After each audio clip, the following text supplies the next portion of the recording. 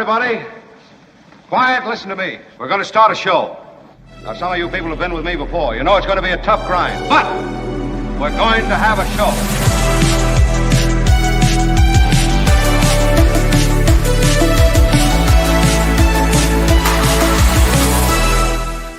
Thank you all. I know, the Tuesday recorded audience, my favorite. Nice to see you all, and you've come on a great day. Kim is here. Kim, how are you? I am delighted to see my darling Kim. She looks resplendent.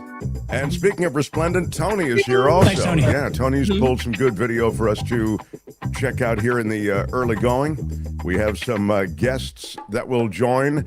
I have some bad news, and I'm not going to hide the football. I'm just going to tell you right up front that David K. Johnston is on vacation and wanted me to tell you something, though. And I should have had it ready to go, but I was busy doing other stuff. He says that he is visiting civil rights museums and sites of atrocities in Alabama, Mississippi, and Louisiana this week. There's a vacation for you. Yeah, that's right. This summer, check out the sites of atrocities in Alabama, Mississippi, and Louisiana. We're waiting for you.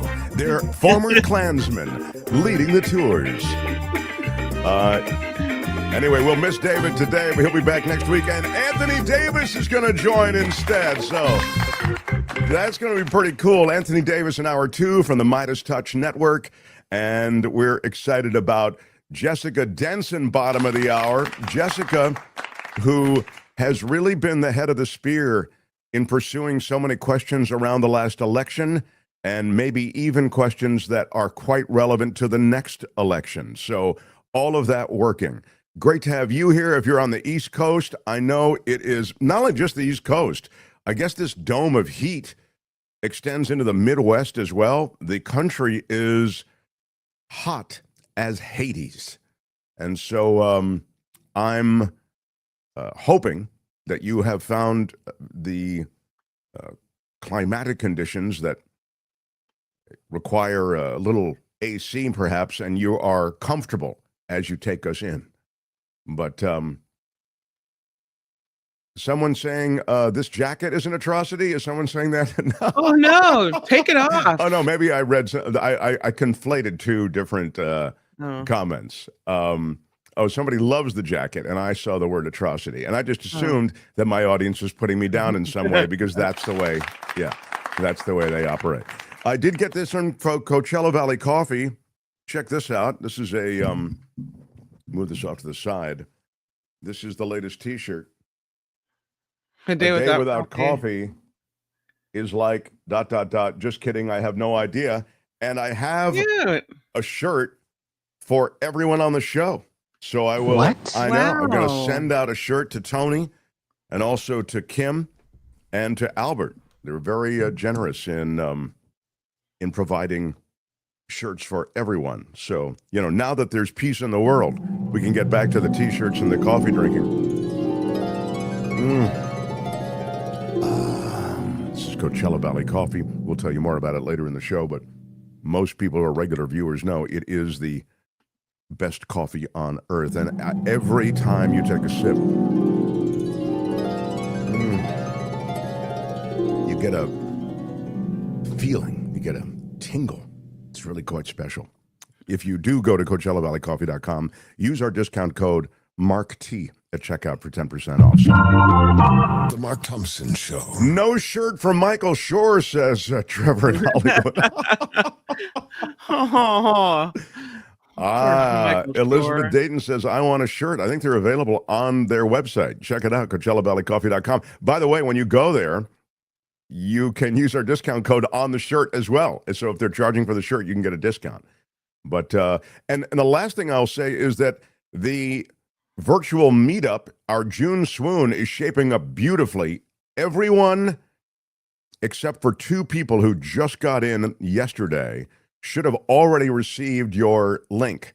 So if you didn't get your link, please tell me. The link should have already arrived to you. So that's why we send the link out days ahead of the actual meetup. So if there's any hiccup, boom, we can get it to you. I still have one seat left for the meetup. If you want it, you can have it. You just, it's, by the way, the meetup again, it's a virtual meetup. You don't have to actually leave the confines of wherever you are. Our June Swoon meetup is 6:30 Pacific time on Thursday, 9:30 in the East when things are still going to be steamy. I think the heat breaks in the East actually Thursday with some rain. But anyway, 2 hours of swooning from 6:30 on. Special guests will be joining. Anyway, to lock up that last seat, here's what you do. You go to PayPal. There are PayPal links under all of our videos. You just click on the PayPal link, $50 donation, and after you make that donation, you drop us a note, mtsmeetup@gmail.com, and just say, hey, I put the $50 into PayPal, looking forward to seeing you Thursday. We send you the link. Again, $50 donation to PayPal under any of our videos. There's a click-through. mtsmeetup@gmail.com is where you send a note to tell us you've done it. And then you are in, kid. You are in. The Mark Thompson Show. Looking forward to Thursday night. Now, there has been a declaration of a truce, declaration of a ceasefire, a declaration of a halting of hostilities in the Israel-Iran conflict. I have to say Israel-Iran-America conflict, since America did become involved. And yesterday I was criticized by one of our listeners, actually my favorite CPA, Stan, for not recognizing the upside to all of what is going on with the decision, the bold decision on the part of this administration to go in and use these bombs to set the Iranian nuclear program back, maybe years. And I said at that time that if things come together post-conflict, post-hostilities, and you really have a reconstitution of Iranian leadership, of goals in the region, then it could be an inflection moment that is really all positive. Leave aside the legality of doing it without talking to Congress. Leave aside the politics of having only informed Republican leadership and not informed Democratic leadership, etc. But I think you have to wait and see on this. I also think that there is a victory lap taken way too early, and I also think that there is a mission accomplished moment perhaps being played out now when we don't really know to what degree the Iranian nuclear program has been degraded. We don't know. It might be a resounding success, but there seem to be reports and bits of evidence that a lot of these nuclear materials were moved prior to the bombing. In a way, that's just a sideshow to what's going on now, because, as I say, you have a diminished Iran militarily. You have a diminished, decimated Hezbollah in southern Lebanon. You have no Iranian surrogate in Syria anymore with Assad gone. And with the Houthis are also degraded on some level. We could have a conversation about that in Yemen. But in any case, my point is this is a moment in time where the Middle East could be reconstituted, but you cannot leave out the question of the Palestinians and what's happened in Gaza and on the West Bank and what their future is. That has to be part of any reconstitution of the Middle East. So that's the backdrop against which all of this is happening. The president is, though, taking his victory lap, but not without some slaps to the people involved in keeping it going post-ceasefire. Israel and Iran exchanging fire after the deadline for ceasefire had passed. Go ahead, Tony. I think it's been completely demolished. I think the reason we're here is because those pilots, those B-2 pilots, did an unbelievable job. And, you know, the fake news, like CNN in particular, they're trying to say, well, I agree that it was destroyed, but maybe not that destroyed. You know what they're doing? They're really hurting great pilots that put their lives in the line. CNN is scum, and so is MSDNC. They're all. And frankly, the networks aren't much better. It's all fake news, but they should not have done that. Those pilots hit their targets. Those targets were obliterated. and the pilots should be given credit. They're not after the pilots, they're after me. They want to try and demean. Do you believe that Iran can rebuild its nuclear program? Iran will never rebuild its nuclear. From there? Absolutely not. That place is under rock. That place is demolished. The B-2 pilots did their job. They did it better than anybody could even imagine. They hit late in the evening. It was dark with no moon, and they hit that target with every one of those things, and that place is gone. But when I see CNN all night long, they're trying to say, well, maybe it wasn't really as demolished as we thought. It was demolished. You take a look at the pinpricks, and you see that place is gone. And I will say, I think CNN ought to apologize to the pilots of the B-2s. I think that MSDNC ought to apologize. I think these guys really, these networks and these cable networks are real losers. You really are. You're real losers. You're gutless losers. I say that to CNN because I watch it. I have no choice. I got to watch that garbage. It's all garbage. It's all fake news. But I think CNN is a gutless group of people. And the people that run it, nobody even knows it's been sold so many times. But the people that run it ought to be ashamed. MSDNC, a guy named Brian Roberts, he heads it. He's a disgrace. He's a weak, pathetic disgrace. Israel says that Iran violated the peace agreement and the ceasefire agreement. Do you believe that Iran is still committed to peace? Yeah, I do. They violated it, but Israel violated it too. Are you questioning if Israel is committed? Israel, as soon as we made the deal, they came out and they dropped a load of bombs, the likes of which I'd never seen before. The biggest load that we've seen. I'm not happy with Israel. You know, when I say, okay, now you have 12 hours, you don't go out in the first hour and just drop everything you have on them. So I'm not happy with them. I'm not happy with Iran either. But I'm really unhappy if Israel's going out this morning because of one rocket that didn't land, that was shot, perhaps by mistake, that didn't land. I'm not happy about that. You know what? We basically have two countries that have been fighting so long and so hard that they don't know what the fuck they're doing. Do you understand that? Well, I'm going to say one Happy thing. He stuck President the to landing, you. everybody. There Yeah, you he go. really did. Yeah. You know, it's always important to stick the landing. He did it. I think there was a lot there. Mostly, he's trying to crap all over the media who he feels don't give him enough credit for what he did. The move he makes, and this is a move that a lot, you'll see this a lot, particularly from the right, because they're in power now.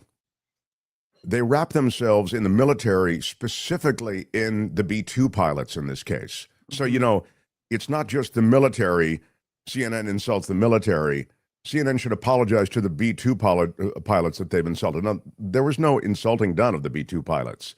I mean, every pundit and every objective appraisal of this entire mission recognized the military prowess involved in getting it done successfully.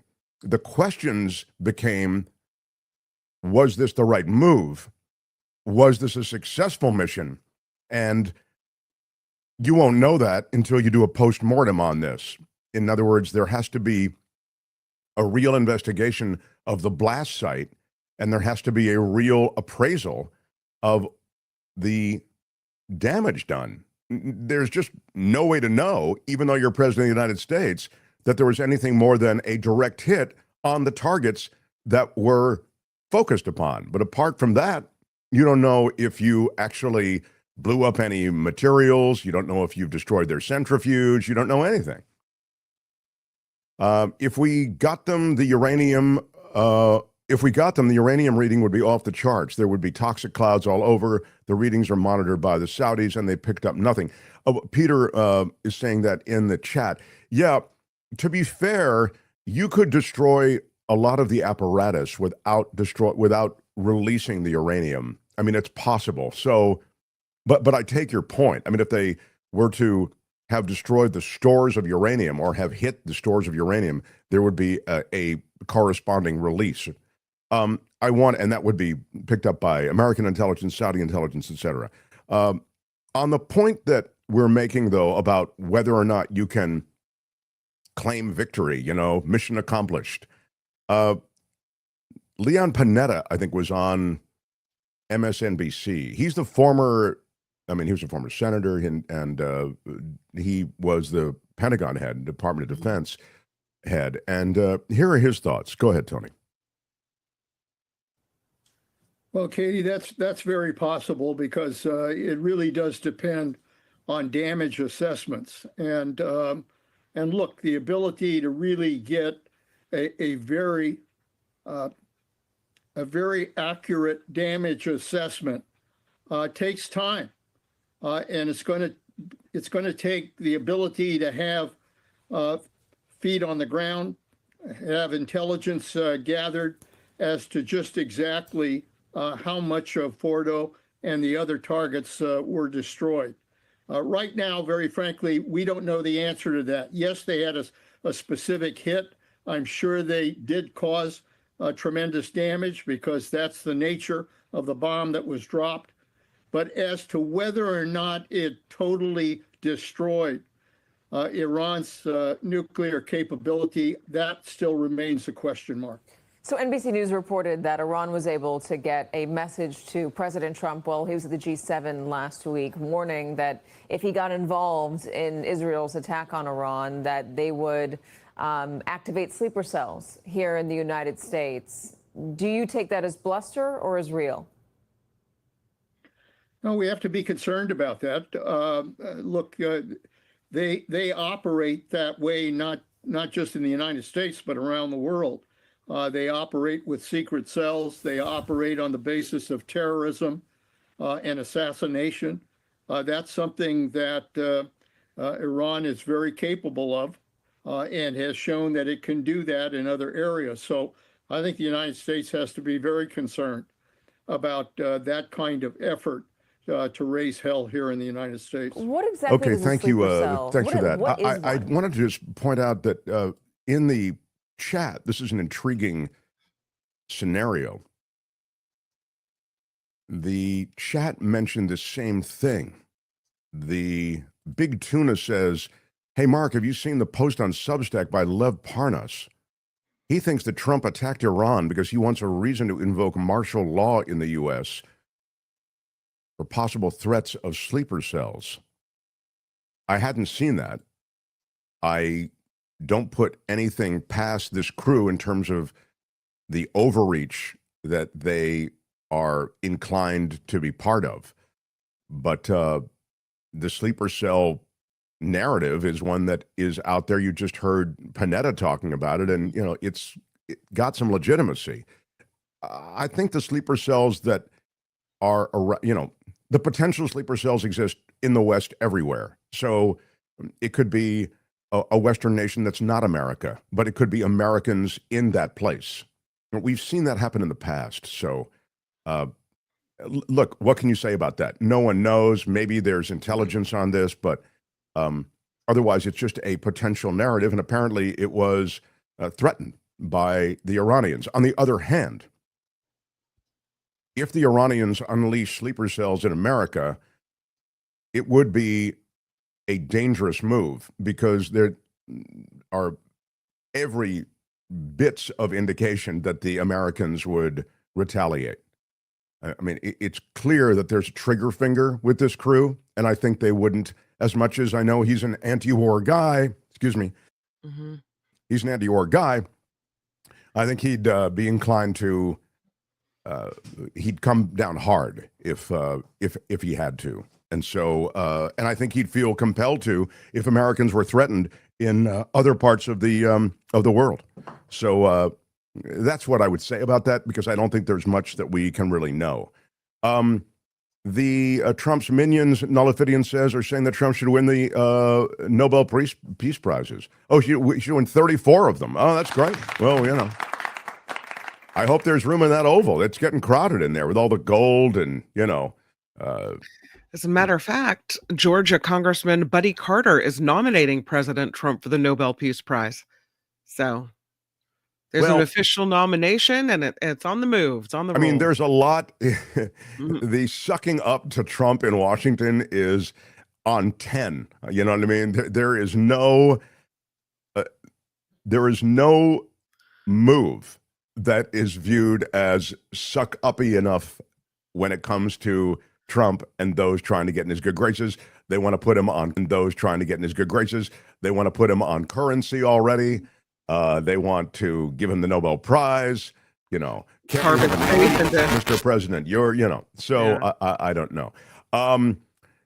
Brian Reich is saying all the Palestinians need to do, Mark, is to stop wanting to destroy the only Jewish nation on this planet and be satisfied with the 21 Muslim nations on this earth. And Cousin Erie says of Trump's, Cousin Erie says, newsflash, he doesn't have to watch cable news. So if you don't like it, you don't have to watch it. Well, he said in the piece out on, we're standing out waiting to get on Marine One. I watch it because I have to. What? Who says you have to? Yeah. Nobody. I mean, if you want to talk about force feeding of cable news, it's happening at all official buildings and offices and military bases in America and around the world that Fox News is on. So the propaganda machine that is Fox News is force-fed to every television that is everywhere in the world connected to the U.S. and the U.S. government. Meaning, if you're in a government office of any kind, or a lobby waiting to get into a government office, etc., or on a military base of any kind, anywhere, they are feeding Fox News as a result of an order from the White House. So that's the force feeding. I mean, I still believe Netanyahu promised a piece of Gaza to Trump in exchange for the Iran strikes, says Lamakumeka. Wow. I don't know if there were promises made, but I do think that Trump believed that he could end this thing with one fell swoop. And Rich says the Iranian spokesperson said they moved everything, so very low impact. I mean, I also would say that Iran would say that, so I can't necessarily ascribe any credibility to that either. So, but the ceasefire is in effect. Trump is saying both to collected media and on Truth Social. He said Israel is not going to attack Iran. All planes will turn around and head home while doing a friendly plane wave to Iran. Nobody will be hurt. The ceasefire is in effect, he added. Wow. I can't wait to read his children's book. He's got a real view of the world that is black and white. He also, of course, is saying he's not happy now with the violation of that ceasefire that he was declaring.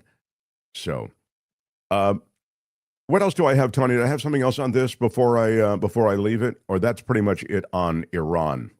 I thought, the Blitzer stuff isn't bad. Watch this for 90 seconds or so. I think you'll like this. This is a Petraeus on this entire situation, and Petraeus' history. So let's watch a little bit of the general and his opinions on this. Go ahead. Petraeus, let me get your immediate reaction to what we heard from the president this morning. Well, President Trump is obviously trying to reinforce the ceasefire that he essentially declared. I'm not sure that either of the countries completely agreed with it when it was made, but Iran seemingly accepting this. They, of course, were engaged through and then we engaged directly with the Israelis, and Prime Minister Netanyahu, who had previously said that Israel was very close to achieving its objectives, appears to have accepted it as well. Yes, there was that exchange. The Iranians in particular launched 5 volleys of rockets, which killed at least 4 Israelis. They responded to that. But I think that now that this is a bit more solid, and we'll see how it goes during the course of today, where you could see perhaps some further attacks on U.S. bases by Shia militia supported by Iran there, as we saw over the course of the last 24 hours, but with no American casualties. All right. So that's General Petraeus with, he kind of said what I said, you know what I mean? But not that I'm so smart, but maybe that he's not, there's not much insight more that you can offer on this thing. But that's the situation. And the only thing I would say now is that there's a political power play that's being played out in Iran. Mm-hmm. And it's now being noted in more and more places. They're looking at plans to name a successor to lead Iran. And so senior clerics, it's noted, seeking a successor to Iran's supreme leader, Ayatollah Ali Khamenei. It's a three-man committee from a top clerical body appointed by Khamenei. This has gone on for a couple of years, trying to talk about and identify a replacement for Khamenei. But now, as you might imagine, these talks and these thoughts and this issue has really accelerated. He's 86 years old, so he'd be young by American legislative standards, you know. They're going to try to name a successor. He's gone into hiding because of the threats to his life. He's taken special forces, the Revolutionary Guards, with him. And a new leader will be chosen. And they say the new leader will have devotion to the revolutionary precepts of the Islamic Republic's late founder, Ayatollah Khomeini. He was a Hall of Famer, that Ayatollah Khomeini.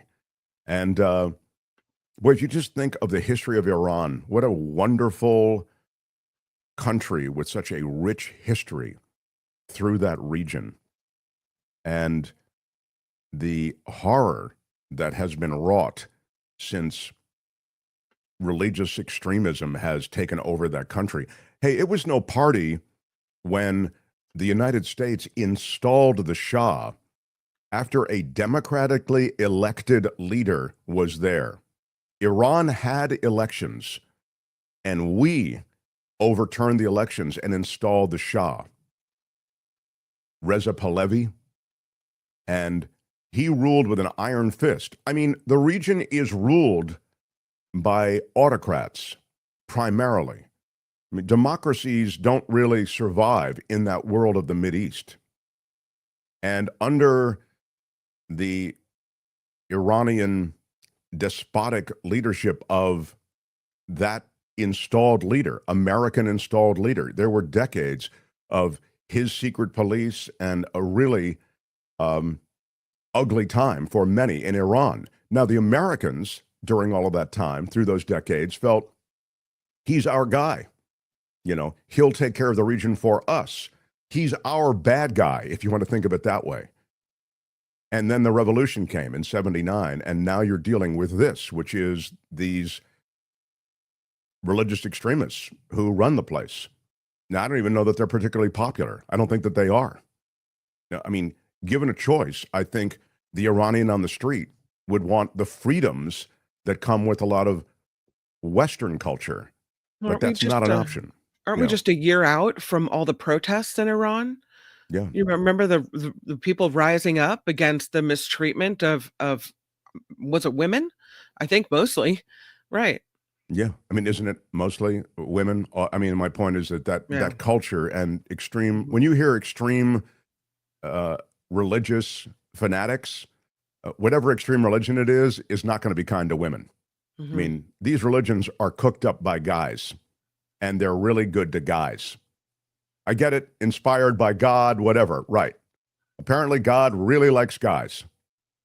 So we'll follow this story, both the story of who will succeed in the politics of Iran and also how long will the ceasefire last. We'll get to this as a repetitive theme, obviously, in the days to come and the hours to come. And we're a live show, so if anything happens, we will tell you. We're on from 11 to 1 in the West. We're on from 2 to 4 in the East. Please hit that like button and subscribe and hit the notification bell, and you'll know whenever we drop a new video. So, The Mark Thompson Show.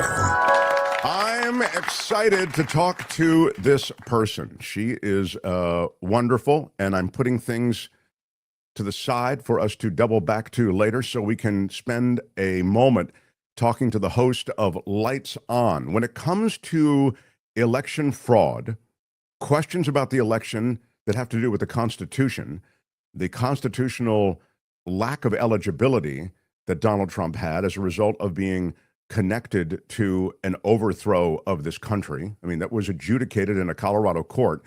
Our guest not only points to it, but really did the heavy lifting to try to bring more attention to it and continues to do that work on her podcast called Lights On. How about it for Jessica Denson, everybody?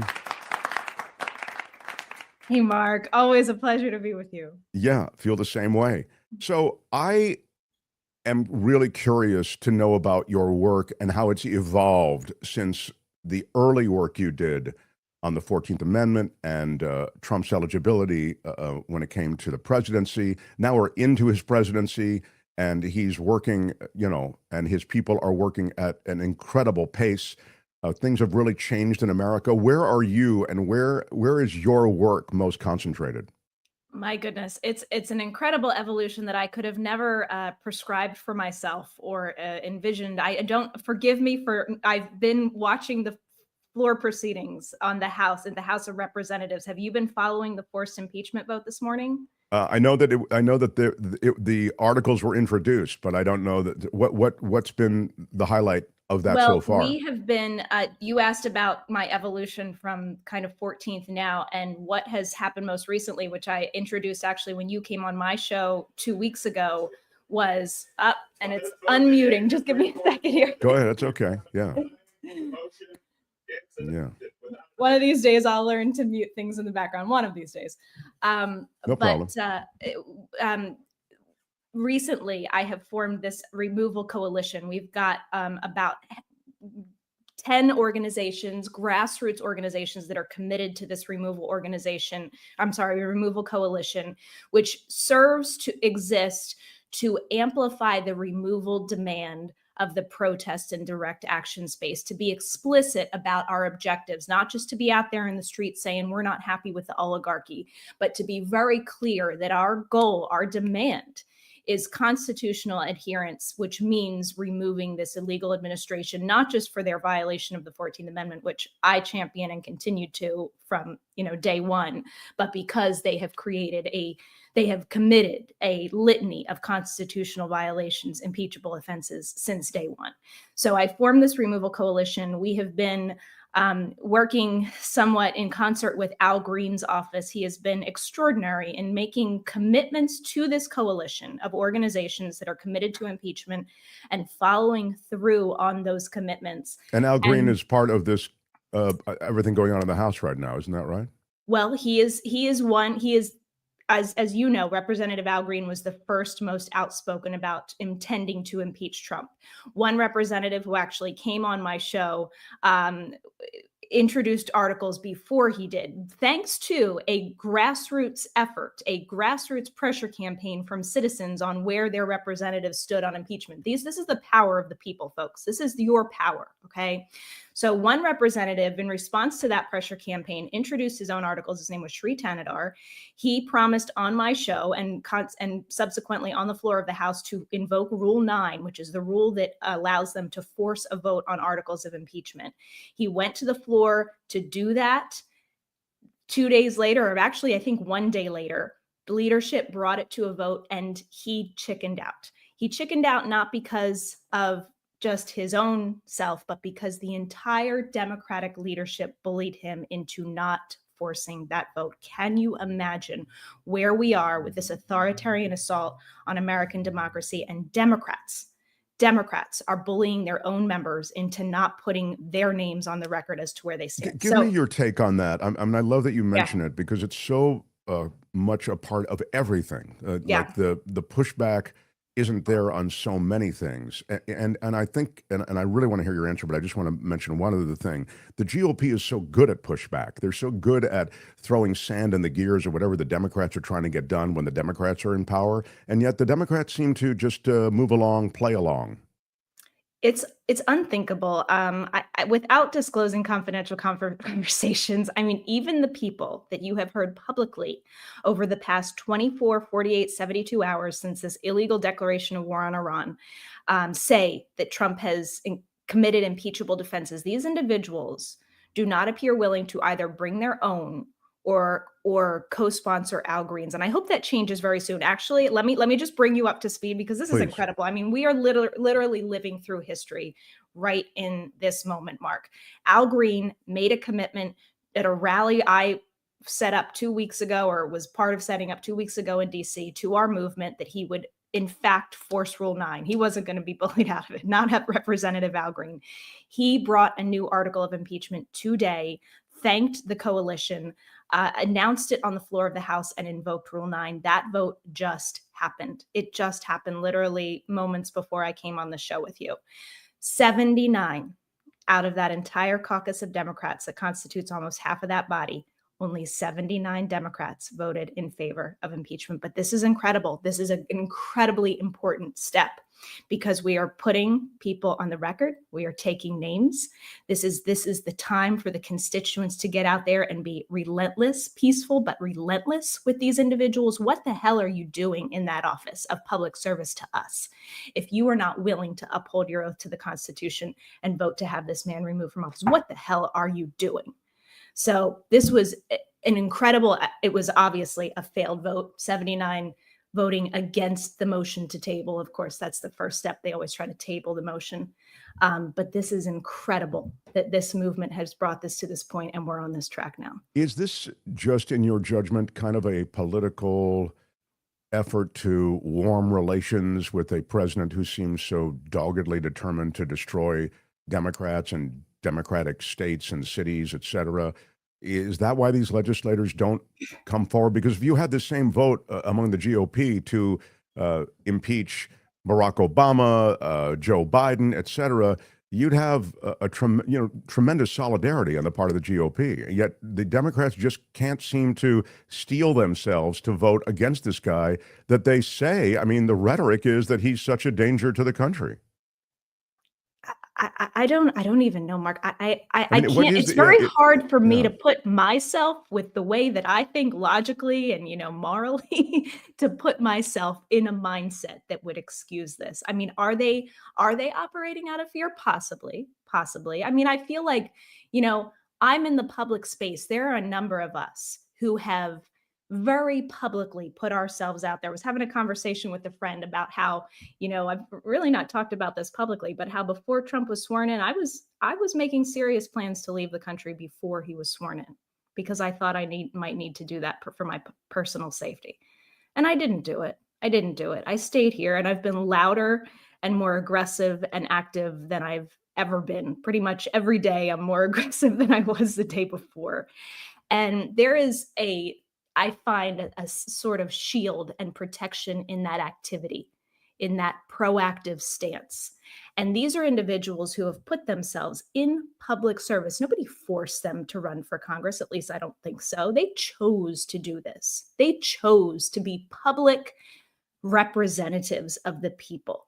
If they are now acting out of fear, capitulating to a tyrant in advance, out of fear for anything, whether it's fear for their personal safety or fear for his repercussions on their communities, and they can't grasp that they have the ability to take back the narrative and frame the conversation around his crimes and why he is a danger. I mean, this is what so frustrates me, is any kind of long game to say, let's wait till the midterms or wait till we get back power. How much damage is going to be done between now and the midterms? How many American citizens are going to be abducted off the streets by masked, unnamed agents? How much suffering does this country have to go through, and damage that is going to take decades, probably, if not generations, to reverse? Do we have to suffer before we're willing to stand up? Well, it's interesting because, of course, you're right. And I agree with you on so much of what you say. And yet there is a whole world of thought within this country that is pretty rah-rah to this president, even as his approval ratings erode. And I know this because I travel, as you do, through red country, and sometimes I'm speaking with very learned people. Okay, these aren't, some backwoods hillbilly folks who haven't, read a paper or looked at a website or whatever. They're smart people. And their general view is it's usually around cultural issues, like it's the cultural wedge issues that carry the GOP in.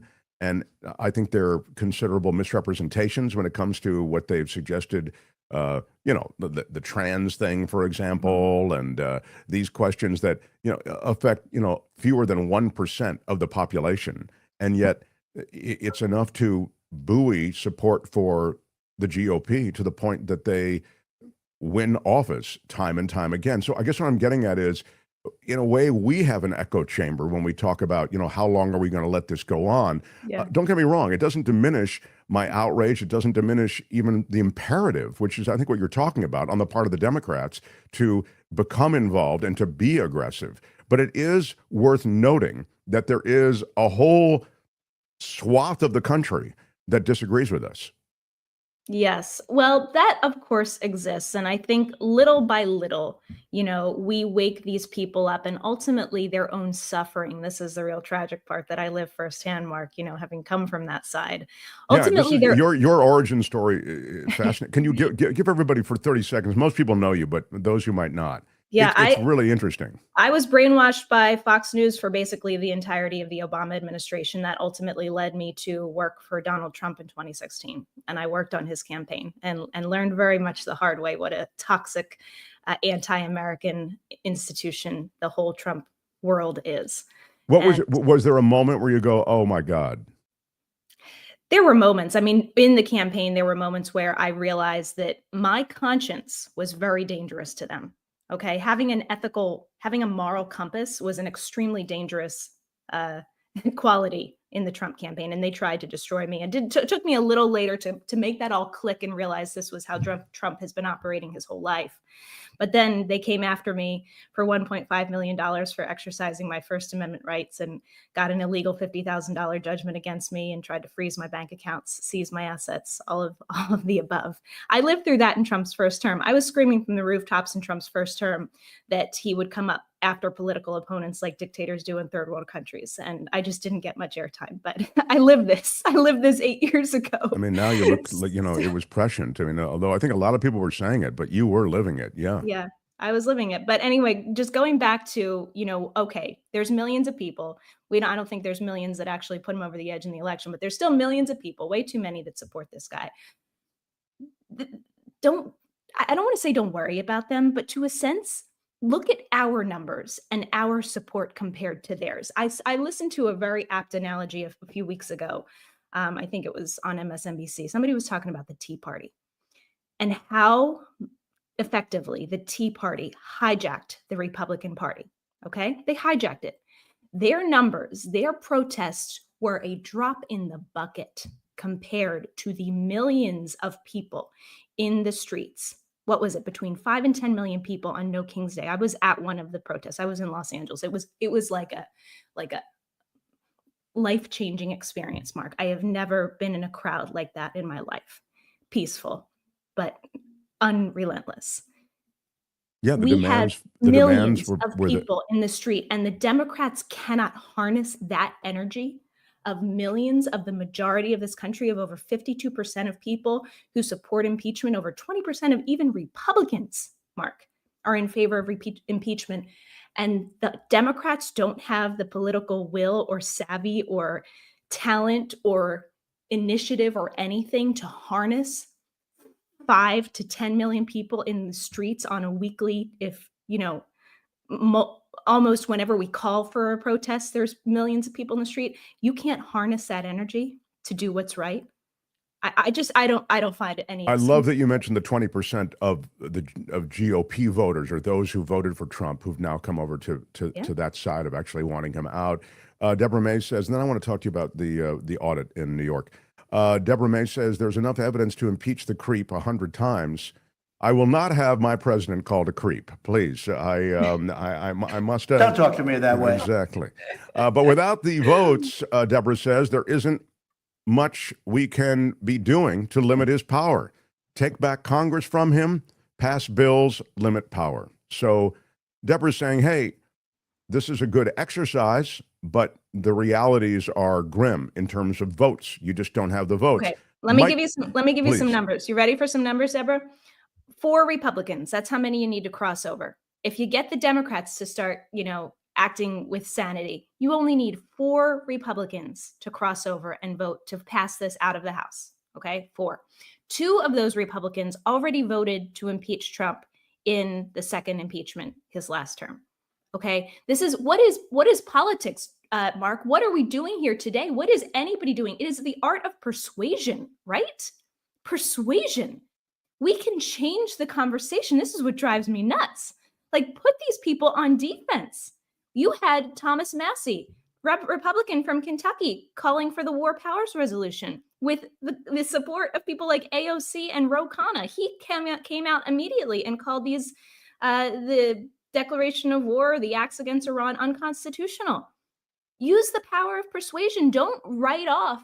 Don't seal your defeat before you've even tried. I mean, I know there's some really popular quotes from, that I'm missing about how people just invite defeat when it's literally by not even trying, not even putting forward the effort. The Senate's a bigger hurdle, admittedly. 2/3 is significant. But if we could start changing the conversation, and that's what I've tried to do with the Removal Coalition, change the conversation, have people have protests that are oriented about removal. So these representatives cannot ignore this pressure. So the media cannot ignore the narrative of what this country wants. So much of this is about the media and what the conversation is, which is why what you're saying is truly significant, that if you can get the conversation to increasingly be about this, then you force into the news cycle a kind of back and forth that gets everybody thinking about it. So that's why it's worth doing, even though you may not prevail. As you say, I mean, if you couldn't pass the articles of impeachment for removal in the Senate after J6, I mean, it's going to be hard to do it in this situation, but that doesn't mean, for the reasons that we've said, it shouldn't be pursued. I want to quickly just touch on what's happening in this Rockland County Board of Elections suit. There is a legal case, and they vote. Essentially, it's this, and I'll just refer to this summary.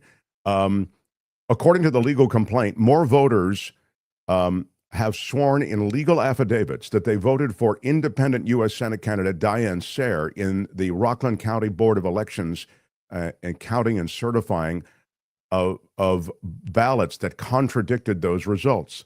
They cite numerous statistical anomalies in the presidential election results. This is, again, Rockland County in New York. They include multiple districts where hundreds of voters chose the Democratic candidate Kirsten Gillibrand for Senate, but none voted for former Vice President Kamala Harris, the Democratic candidate for president. Again, it would seem odd that you would come out in such big numbers for Kirsten Gillibrand, but not be voting for top of ticket Kamala Harris. But the votes were not recorded for Kamala Harris. So there are many professors, and one is Max Bonamente, I think is how he says his name. He's a professor at the University of Alabama, and he's the author of The Statistics and the Analysis of Scientific Data. And he said that the presidential election results were statistically highly unlikely in 4 of the 5 towns in Rockland County compared with 2020 results. I wanted to get your thoughts on this. In other words, yet again, another flank of the argument that you've been making about the elections and about, perhaps the fraud associated with the election. And it may extend beyond that to data manipulation, et cetera. But here are the first signs of statistical anomalies being called out in court. Yeah, this is ultimately, I think what a lot of these organizations who have been working to get audits have been pushing for, because all they want, all any of us wanted who were looking into this after the election, we weren't advocating for storming the Capitol, okay? We weren't having press conferences at Four Seasons Landscaping with hair dye dripping down our face, okay? We were just asking for recounts and audits. That's all. There is, this is what I, have learned. We were so gaslit. This is what people need to understand. We were so gaslit by Trump and his cabal and the 2020 conspirators in 2020 that we could never question election integrity again without being compared to them. That is some serious psyops. People need to understand the amount of psychological manipulation that is behind that and how dangerous it is. And that's why I think you and I identified it. It's why I left Midas Touch to have these conversations on my own and freely, and understood the urgency. And it's such an unthinkable thing, Mark, to think that the Harris campaign could have called for recounts before those deadlines extended, and they didn't. So now we're at the place where the only way, without candidate requested recounts, which is we're way beyond the timeline of that, the only way to really verify the vote is to have lawsuits that demand recounts. And I had Susan Greenhalgh of Free Speech for People on I think it was last week, talking about this with me. And I asked her opinion about the Rockland County lawsuit. And she's like, yeah, it's great, but like, why wouldn't Rockland County just do this on their own? Why wouldn't any state just do this on their own? Where are the secretaries of state? Where are the attorneys general? Why wouldn't they just initiate hand recounts on their own? Why is it taking a lawsuit to do this? That is a great question. But I think your first point, the one regarding the radioactivity of even asking for a recount because of the 2020 hue and cry that the Republicans raised, Biden's president, but it wasn't a legitimate vote, no legitimacy, et cetera. It made the Democrats so afraid of even mentioning recount. Again, the word just had a radioactivity about it that you understand the damage done. So a legitimate request for recount is viewed as a sort of fanaticism that they don't want to be associated with. The time to ask for those recounts really would have been right after the election. Yeah. Donald Trump ran the table, 7 swing states. I want to see a recount. Again, you have to pay for a recount, but the Democrats had money at that point. Oh, yes. Yeah. And it was so popular. I mean, we talk about polls, more than 50% of the Democratic base was begging for them. They would have raised that money in a heartbeat. Like I think you said on my show. I mean, this was not a money problem. That was not a legitimate excuse for not doing this. So yeah, now you've got these lawsuits. This is one county where you and I have talked to the statisticians who have been studying the election results as published and see that there are anomalies that just do not mirror organic patterns of voting, where there's a normal distribution for Trump and Harris, and then after a certain amount of votes enters the tabulator, the votes for Trump go way up and the votes for Harris go way down. Something is off. The only way to verify this is by a paper recount. They had what appears to be a very strange anomaly in Rockland County, New York, of all places, which has, by the way, just to play devil's advocate here, I've heard some people say, look, Rockland County is an interesting place because there's a very strong Hasidic community. If you've ever been to Rockland, you know it well. And they vote in blocks. They vote what their rabbi tells them to vote. So maybe if their rabbi told them all not to vote for Kamala Harris, they're all just not going to vote for him. But still, Susan came on my show. She said, people will always give you excuses for why these things occur. And a lot of times the excuses are not legitimate. So just do the recount, Right. Just do the recount. Great. If it's legit, it's legit. What's the harm? Yeah. In a Mark Thompson universe, that rabbi and all of his synagogues and that priest and all of his congregations and those mullahs and all of their congregations, they would all be taxed. I do not understand how you have these pockets of political power. As you say, many of these congregants actually vote exactly as their faith leader tells them to vote. And yet somehow we view them as religious. It's about God, so they get off the hook and they're not taxed. It's amazing to me. It's one of the greatest political power centers in America, and yet it's viewed as utterly without political connection. It's all about the Lord and the divine. And you've just teased a whole another show, Mark. Exactly. Yeah, right. That's for another time. Look, so appreciate you stopping through. I love doing your show. I hope you love showing up here because, as you say, this is to be continued, and this is a momentous day. Thank you for bringing us up to speed on what's going on in the House. Appreciate it. Jessica Denson, the Lights On podcast. Thanks, Jessica. Thank you, Mark. All right.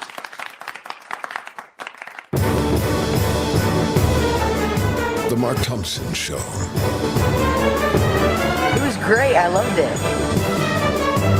How would you handle this? We could try ignoring it, sir. Morning. You cannot say you love your country. Where are my weed smokers at? Stay at home and get baked.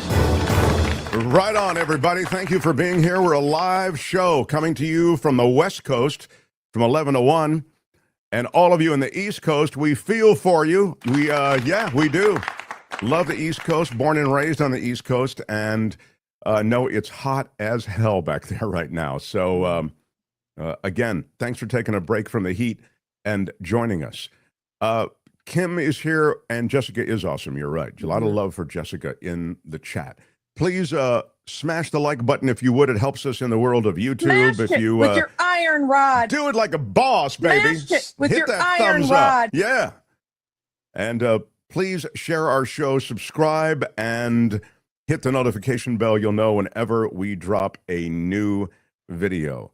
Do you want to shoehorn I don't know if I have time for news, Kim. That's the thing. I was thinking about news. Always love the news. Yeah. But I don't know if there's time. I think maybe I've got time for a Law and Disorder. Could we get that organized? Yeah, we can do that. Let's do it. Here's some Law and Disorder.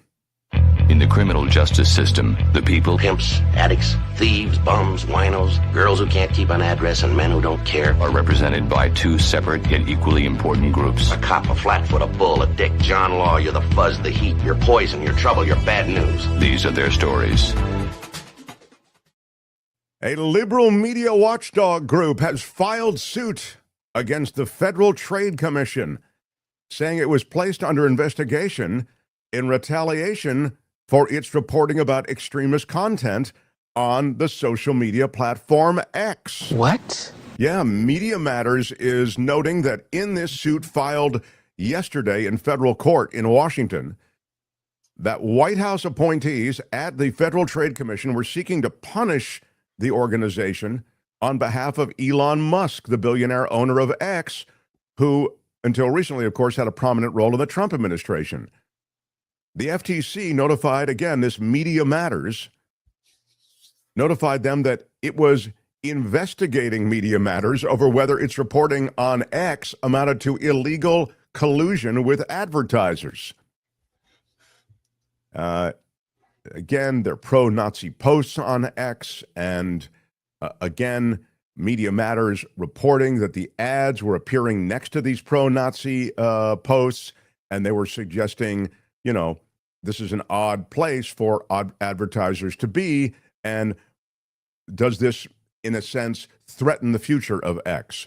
Two subsequent investigations from attorneys general in Missouri and Texas, which Media Matters asserts were both also retaliatory, were later dismissed by federal judges on First Amendment grounds. That continues on. And a federal jury yesterday awarding $500,000 to the widow and the estate of a police officer who killed himself 9 days after he helped defend the U.S. Capitol from a mob of rioters. He defended it against this mob, including a man who scuffled with the officer during the attack. That 8-member jury ordered that man, who's a 69-year-old chiropractor named David Walls Kaufman, to pay $380,000 in punitive damages and $60,000 in compensatory damages to Aaron Smith for assaulting her husband, who's a Metropolitan Police officer, Jeffrey Smith, defending the Capitol inside the Capitol on January 6, 2021. They awarded an additional $60,000 to compensate Jeffrey Smith's estate for his pain and suffering.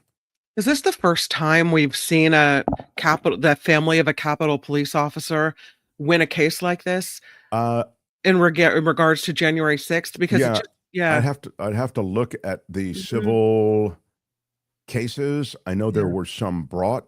I don't know the answer to that. Yeah.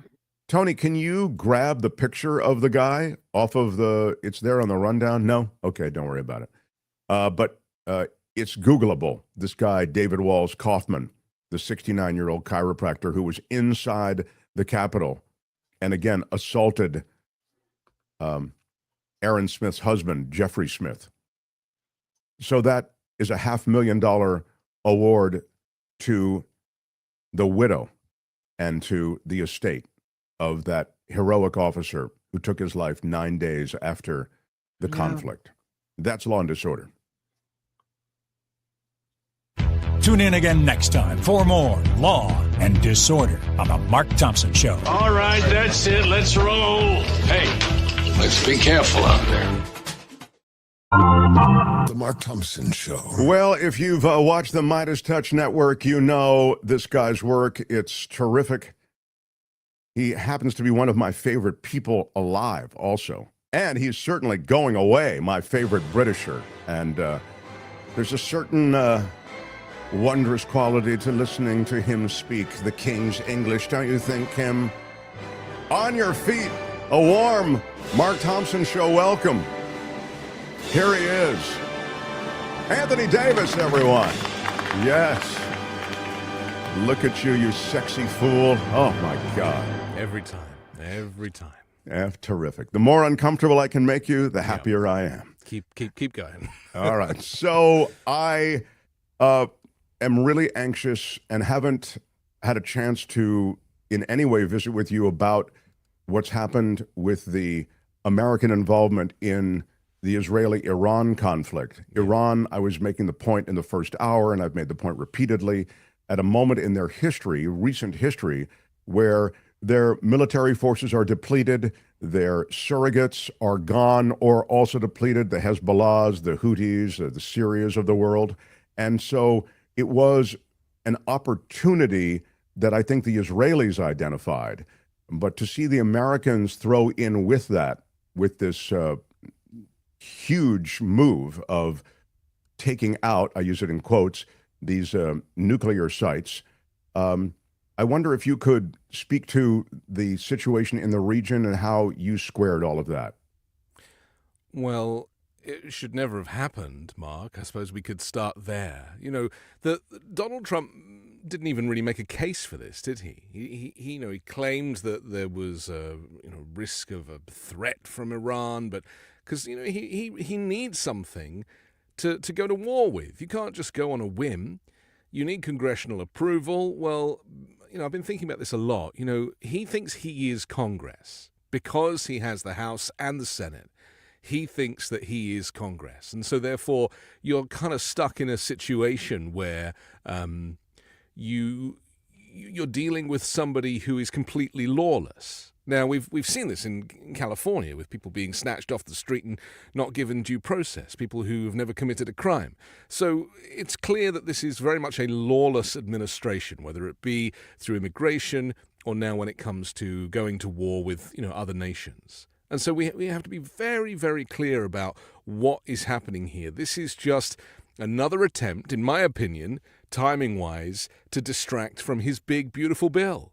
This is really, imagine how insane you need to be to create a diversion for a domestic policy like a budget to go to war with another nation that was not threatening you directly.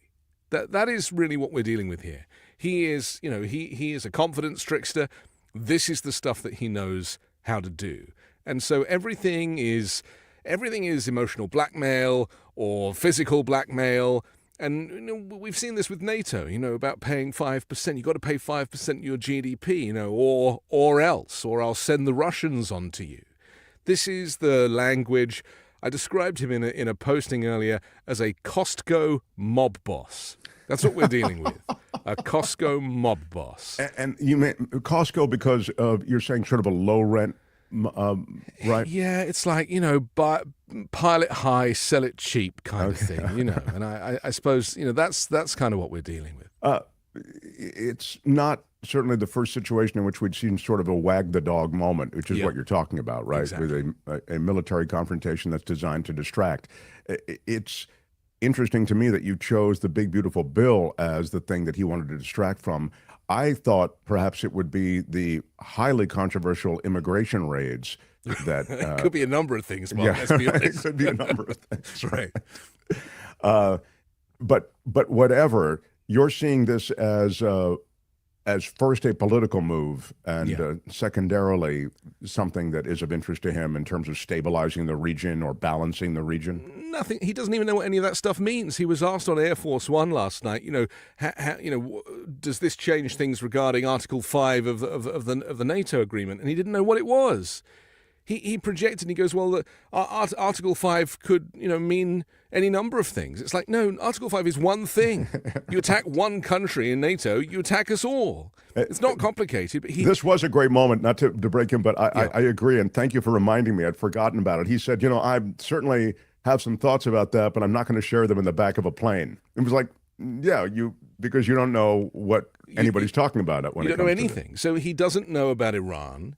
He doesn't know about the culture. He doesn't know about the Ayatollah. He doesn't know how Iranians feel about the rule there, in the same way that George W. Bush didn't really know much about Iraq or Afghanistan. And, it reminded me last night when Trump made his announcement and several posts, what a great success. It reminded me, as I'm sure it did you, of George W.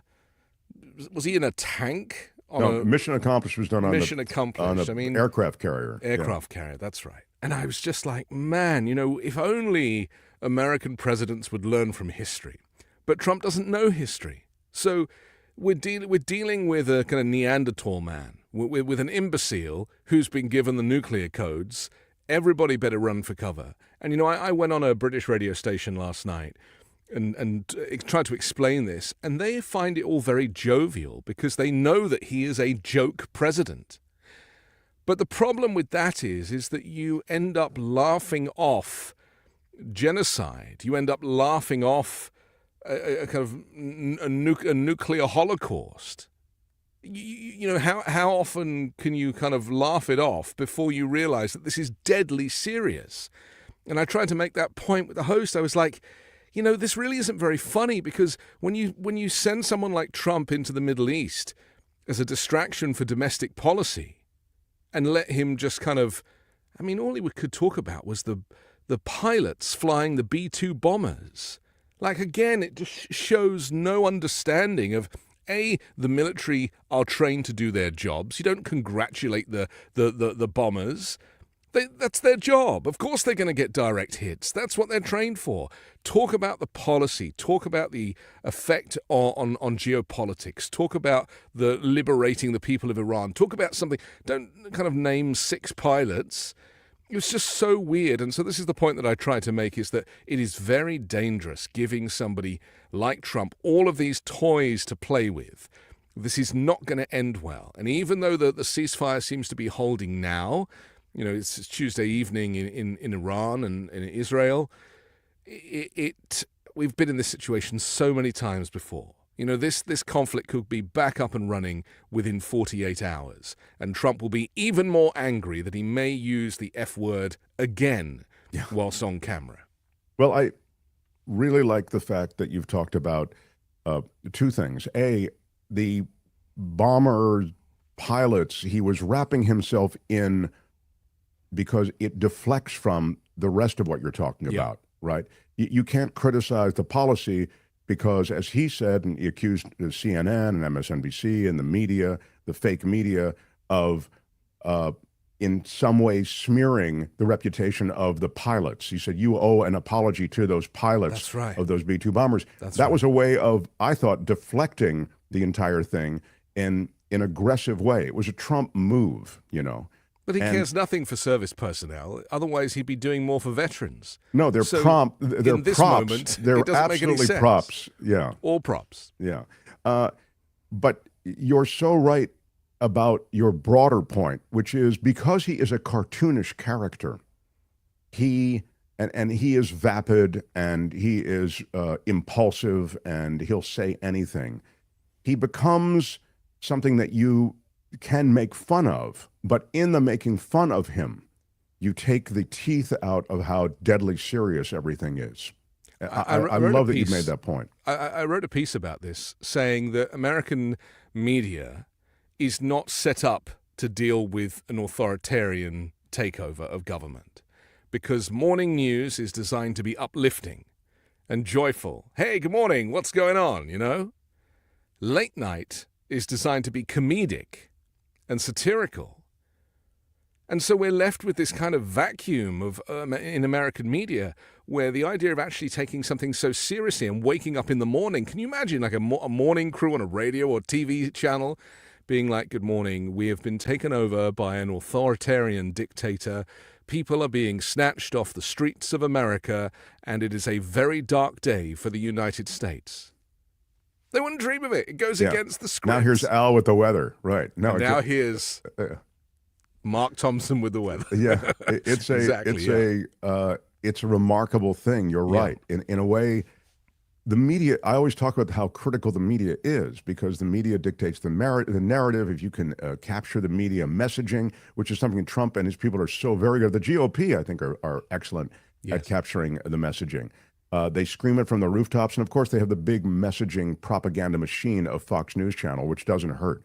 But you can influence thinking. And but this is fascinating what you're saying. You're saying essentially the frustration the media has is a reflection of the way they're set up. They're just not set up to cover this kind of thing. No, I mean, it's a little bit like, when, say, the Macy's parade happens every year. They don't come up with a new way of covering the Macy's Christmas parades, do they?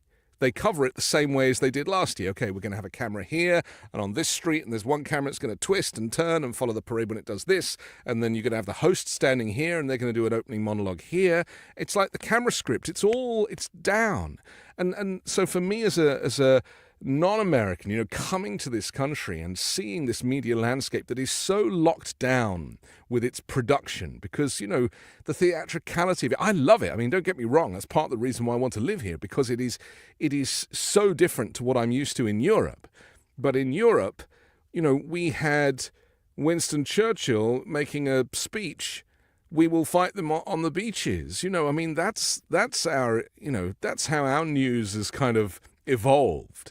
And so, British news, I'm sure you know this, but British news is always sad story, bad story, sad story, bad story, and then we have a ... and finally, and then after the words "and finally," we have a slightly uplifting story, which is that a cat's been rescued from a tree. Just so that we don't leave the public with a kind of a depression that they're going to have to be medicated for. So that's how we do the news in England, because the news invariably is sad and bad.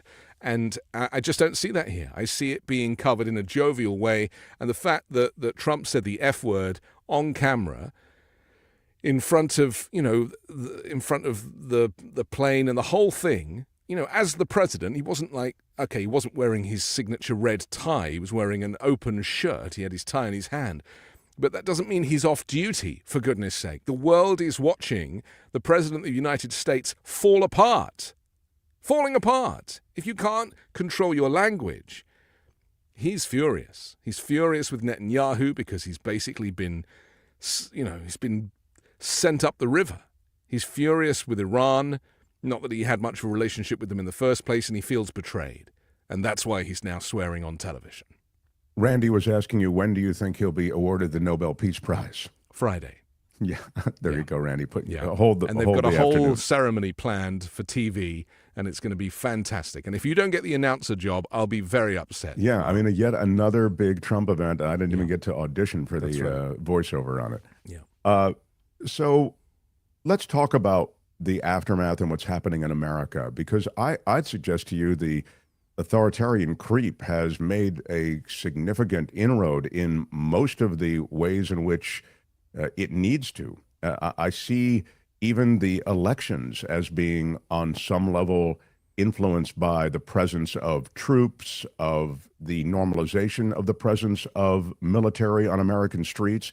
It's being road tested or perhaps perfected in Los Angeles. He's talked about the fact that he wants to go after Democratic cities where they've lost control. Kristi Noem talks about liberating Los Angeles from the socialist mayor, et cetera. I worry because, as I say, I think this is a kind of despotism in waiting that isn't really waiting anymore. I was gonna correct you and say, what do you mean in waiting? We're already here, but you corrected yourself. We're already here. It's already arrived.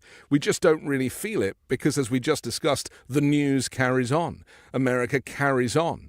And there is this kind of desire to ignore the worst of it.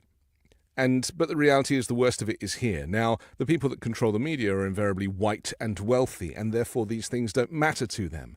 But if you are Puerto Rican, or if you are Mexican, or if you are of a color or skin pigmentation that does not fit, or you have a Gonzalez, or you have the wrong surname, then you're in hiding right now in Los Angeles, Mark. I mean, people are not out. There are not people selling fruit on the streets. There are people whose gardens are not being cleaned because the contractors are staying home for fear of being snatched. That's the reality. And so, in answer to your question, though, I don't actually think much of this is about immigration. I think this is more about getting control of democratic states. Because going forward, I think Trump's plan is to win California with Republicans. I think the reason that he is trying to take down Gavin Newsom and Karen Bass and describe them as incompetent when they are entirely competent is all part of the plan, the Project 2025 plan, which is to slowly but surely get rid of any kind of democratic strongholds and allow these kind of far-right Christian nationalist MAGA Republicans to control America. So there is no pushback. It's all part of the authoritarian takeover. So, forget any money for the wildfires in California. Forget FEMA money. I mean, he's shutting FEMA down after hurricane season, which they didn't know was hurricane season. But, that's not the point. The reason for shutting FEMA down is because he wants to be in control of who gets what. And if it's being done by an independent government department or non-governmental department, then he doesn't get to have people suck up to him. And so Newsom isn't sucking up to him. No money for the California wildfires. And, climate change is not stopping anytime soon. And, this heat dome that we're experiencing at the moment, that New York is experiencing, and hopefully not stopping too many people from voting for mayor, is part of the problem, isn't it? Again, it's a bit like not talking about authoritarianism. The media doesn't talk about climate change because they fear it is too political. So you've got two of the biggest issues in America's history right now, or world history even. You've got the rise of authoritarianism in the West and fascism, and the impending climate crisis, which is also upon us, and neither of them are being discussed by American media in any kind of urgency. And that is very worrying. It's even worse than that because you have an administration that's actively, as far as climate change is concerned, and just as far as, even if you forget about climate change, you just talk about the environment. Yes. As far as pollutants are concerned in the air, water, and soil. They're making it worse. It's a green light. They're literally dismantling all regulations when it comes to pollutants that are permitted in the air, water, and soil. It's incredible, absolutely extraordinary. So I keep coming around to the fact that we find ourselves in this predicament. And you're right, there's a normalization bias, I think, that the media has. And they have only so many moves to cover these guys. And so they're using the tried and true moves. Is there a way to push back? I mean, I know, I watch your Midas Touch stuff, and I love it. I love your long-form conversations. And with your lawyer, I always forget his name, but he's Ron very good. Filipkowski. Yeah, and I always felt as though, and we've made the point that really the last challenge to the progress of this authoritarian creep was the courts. Yes. Now it appears that the courts have relented, and particularly in the way that they are allowing this administration to deport people who've come to this country to countries that they didn't come from. I mean, when you're going to take some guy who came from Mexico and you're going to deport him to South Sudan. Yeah. And that's kidnapping. I mean, that's human trafficking. Yeah. It's absolutely unconscionable, and it's just been okayed by the courts. Correct, because Trump controls the courts in the same way that he controls the House and the Senate, and he controls the judiciary. And this is why the system, you and I have spoken before about how it never made any sense to me that judges are elected. They're political judges. They have to tell you which side they're on, and they get elected by. I mean, it doesn't make any sense. Like, the judiciary should be completely independent, as it is in most other countries. And yet, for some reason here, the judges are just politicians, as I see it. Remind us how they do it in England. Well, they have a panel that is a non-political panel that is, organized by the government, and very experienced people, former judiciary and various people from walks of life are on this panel, and they select the judges. And that's just how it's done. I mean, it's a non-partisan process. Are the appointments to that panel, though, political? I mean, or you're saying there is constantly review to make certain that there is a representation across the board? Correct. Okay.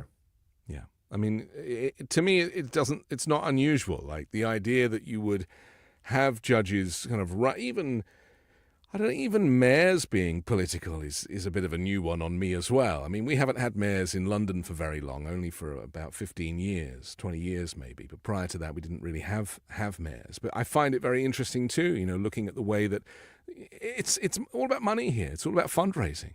And if there's enough money in the pot, then your chances of winning are much higher. Well, that's the real issue. I suggest that there are politics informing most every position of power. In some way. You can avoid the word politics and say there are philosophies of government, or you can sort of repackage it, but in a way it's politics. But what you've just noted, I think, is the critical thing, which is that there is money that is streaming through American politics and has been legalized to stream through American politics, and that has destroyed everything because it's given the people with the most money the most power. Yeah, and I mean, it all hinged on one legal case, didn't it, ultimately? And from that moment on, everything changed. And here we are. And I think that, that landmark ruling a couple of days ago from the Supreme Court about, allowing people to be, as you say, kidnapped and taken. I mean, he was looking at prisons in Lebanon. I mean, places that, he can get a better deal on.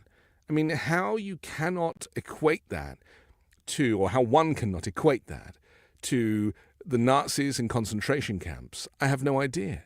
That's basically what it is. And Kristi Noem was very happy to stand in front of that El Salvadorian one with her cosplay and pose. They love it.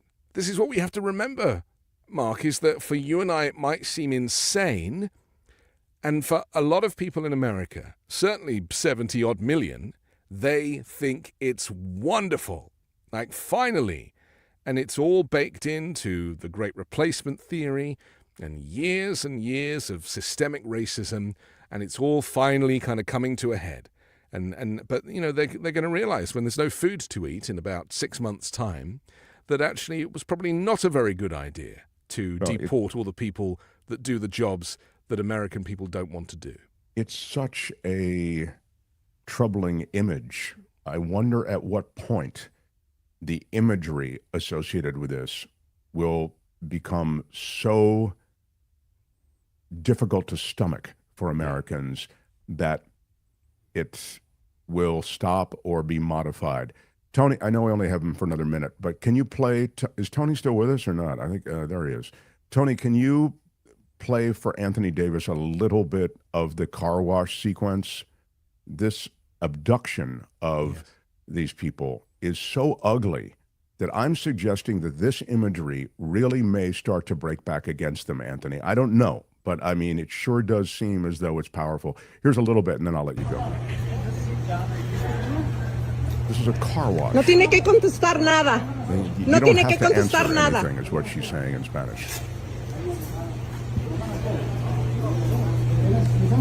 What are you guys doing? No tiene que contestarle nada. What are you guys doing? Look at him, he's got a little badge. Okay, you need to identify yourself. Hand and a little you need to identify yourself. Cleaner. No, you need to identify yourself. Meantime, the guys who are, for people who are just listening, the guys who are there, these aren't feds. These are guys who just slap on some sheriff backpack type thing. It looks like they're wearing these little backpacks. They're bounty hunters or something. There are no badge numbers. There's no official anything here. We didn't see any of that shit. We didn't see any we don't even know, by the way, there might be a mix of both, of bounty hunters and official feds, but we don't know. But look at this poor man standing there. I mean, to me, he's trying to make an honest living here, there with the cleaning supplies in his hand. To me, it's heartbreaking. You can stop. I just want to show him a little bit of it. This is going to become the biggest story in America in the coming weeks. The unmasking of these so-called ICE personnel. It's going to be the biggest story in America when we discover that a lot of them are vigilantes, that they are, white supremacists. They are people who are, because, there was a bill in Missouri that didn't pass, but the plan there was to pay bounty hunters $1,000 to bring someone in and another $1,000 if they got deported. And they literally were inviting people, and so many of these Republican, these kind of far-right, let's call them January 6ers for want of a better phrase, because they've all obviously been pardoned and are undoubtedly Trump's new militia. They own these outfits. They own these weapons. They're already planning for this day. They have been for decades. And, I get serious Ahmaud Arbery vibes. Remember his story? The guy was out running, young, fit, handsome black man, running, just taking his daily exercise, and 3 ugly white men show up in a truck and they lynch him and they execute him at the side of the road. And they thought they were doing good. They thought they were doing work as a kind of proxy for the local sheriff's department. We got another one. They're in prison now. He lost his life. And so this is what we're starting to see, is that firstly, ICE have burned through their budget already. We know that. They're spending money like you wouldn't believe. What are they spending that money on? They certainly aren't spending it on official vehicles. I mean, some of these cars I've been seeing, they've got, they're in the wrong state. They've got plates from Nevada when they're in California. They've got Arizona when they're in Nevada. Like, these are just, and they don't even look like military or police or federal vehicles. Vigilantes. They're vigilantes. They're vigilantes. And so when this story breaks, I'm convinced that this is going to hopefully be a turning point, that these are just Trump's henchmen, surrogates, some of whom are federal agents. But have you noticed? They're not very fit, these people. A lot of them, I don't want to fat shame anybody, but a lot of them are bursting out of their clothes. They clearly wouldn't be able to run after anybody. So what they do is they jump on people, get them on the ground and beat them in the head. That is not how you make an arrest. It simply isn't. No, these are people who didn't receive any training, any federal training, any federal directives. They are opportunists. There are those who are just doing this stuff to rip people off. There's been a case of sexual assault associated with this. It's I hope, as you have said, it becomes the biggest story, because to me, it needs to. Yeah. It is immoral in a profoundly immoral way, and I am incensed by it, and it turns my stomach to see so much of this population. They are here. They are productive. They've been here decades, many of them paying taxes, not getting many of the benefits that citizens get. They're certainly not voting. And that, to me, turns my stomach to see them treated this way. And now, as we've said, kidnapped or put in what the new American gulags will be, that alligator place down in Florida that they just greenlit. It's troubling in the extreme. And thank you, Anthony Davis. Yeah. As an immigrant, I would just say finally that, when you're lucky enough to come to America and you get your paperwork and you finally kind of managed to jump through all the hoops and pay the fees and go for the interviews at the consular and all that, all the work, the first thing you want to do is abide by the rules of your visa. You don't break the law. You don't speed. You don't play with your phone while you're driving.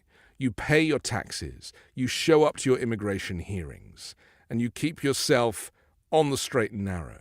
And that's why, for me, as an immigrant, the idea that immigrants are being painted as drug dealers and murderers and rapists and coming from mental institutions, it just doesn't make any sense. That is not what is in the soul and the hearts of people who are seeking a better life in the former free world.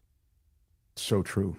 Yet it's been cast in exactly the opposite way, that they're here to perpetuate violence and to commit crimes.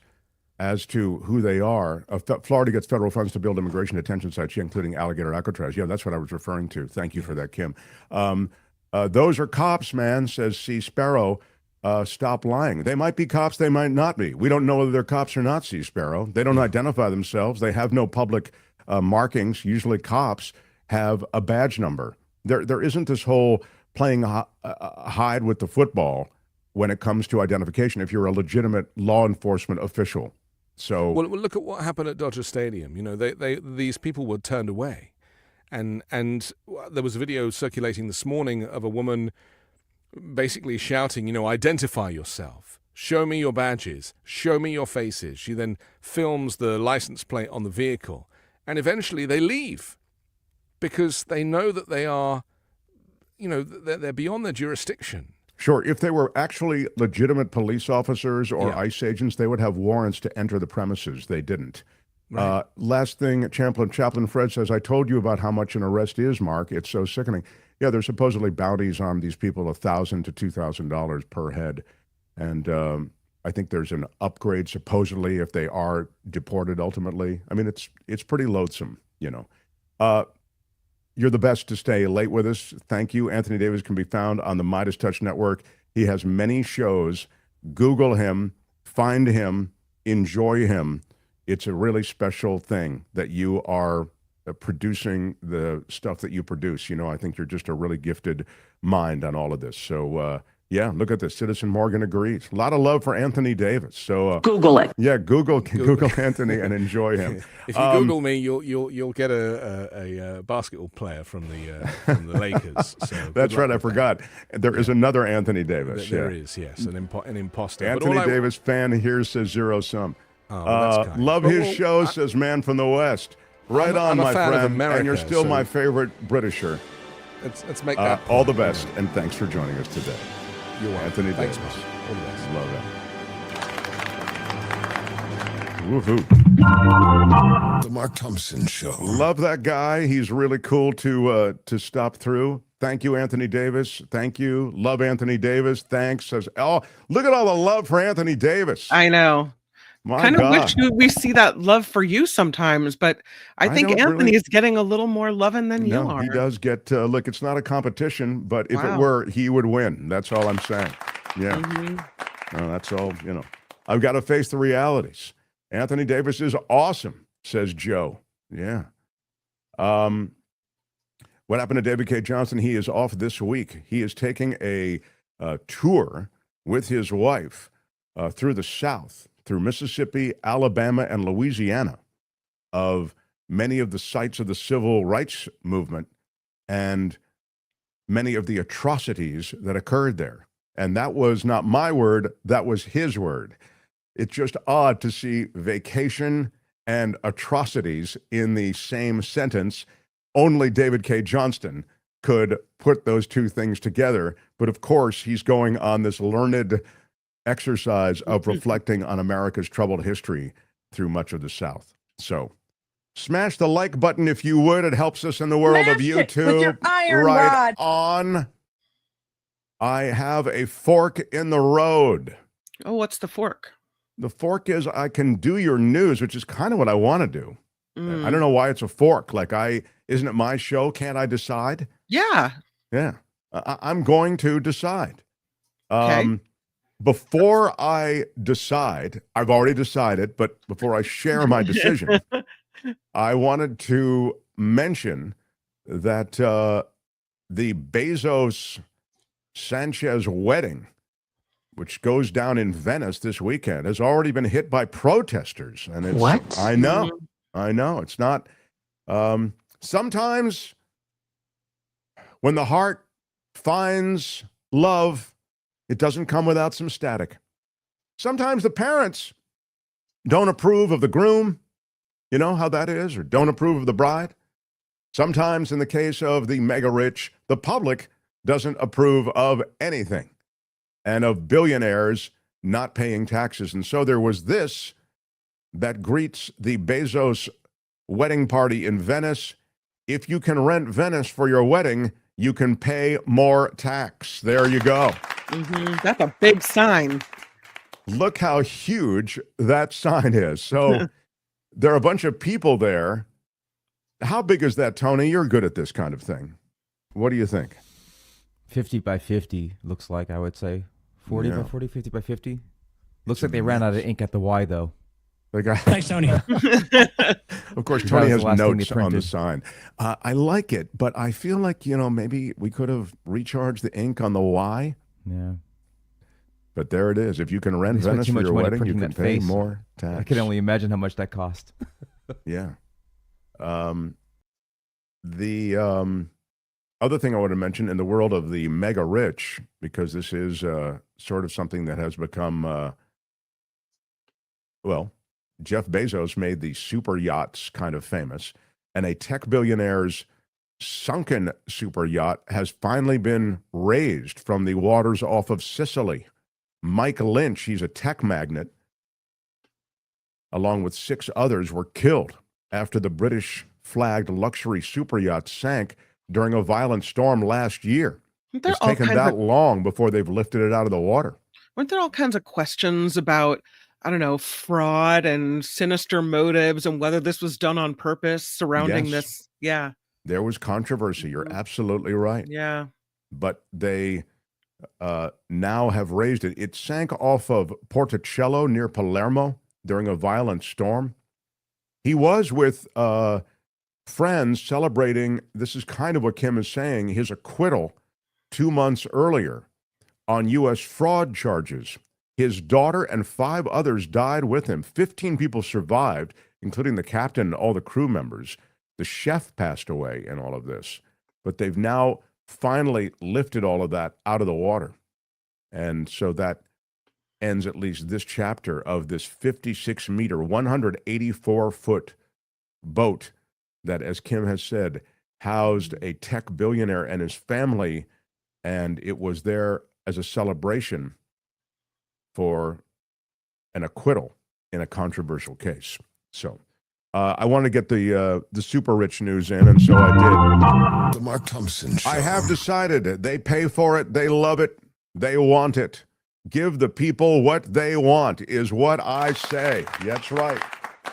And It was great. I loved it. I know. It's fantastic. It's fantastic. It is Kim's News. Oh. I will be here, news and commentary. We're excited. Kim, are you at the ready? I am at the ready. All right. Let's get it on. The Mark Thompson Show.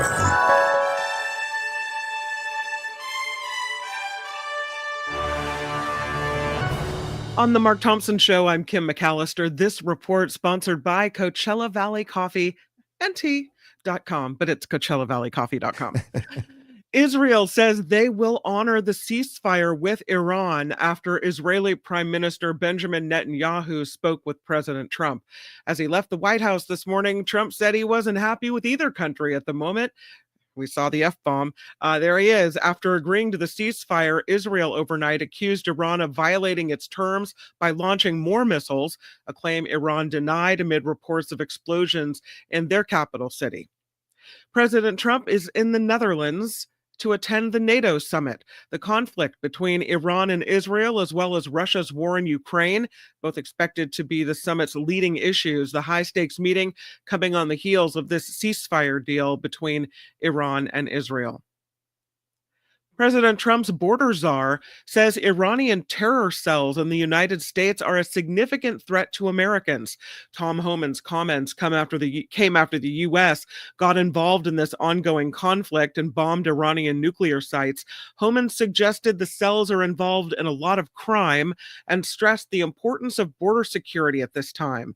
The comments also follow a warning from Customs and Border Protection that the threat of sleeper cells in the U.S. has never been higher, but they didn't cite any specific threats there. One of the reasons that Homan is making these points is that, again, it opens the door wider and wider for the presence of law enforcement of one sort or another, and even the military, to occupy America's streets.